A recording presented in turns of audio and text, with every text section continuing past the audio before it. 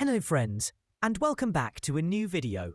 In this video, I will fix Try Again Later. We restrict certain activity to protect our community error in Instagram. As you can see here, this is how the error looks. This usually happens when you're spamming comments or sending too many messages in a short period. If you're facing this issue, here are a few things you can try. Wait it out. Sometimes. The easiest fix is to simply wait a while and then try sending the comment or message again. Often, it will start working properly after a short break.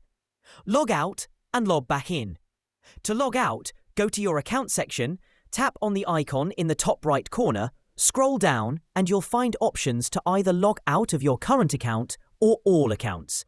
Tap Log Out and then sign back in. Restart your phone. A simple restart can sometimes clear up minor glitches and help fix this issue. Clear Instagram cache. To do this, go to your phone's settings, apps or applications, Instagram. Once you're on the Instagram app page, scroll down to the usage section and tap on storage. There, you'll find the option to clear cache. Tap it to remove temporary files that might be causing the error. And that's it for today's video. Thank you so much for watching. See you in the next one.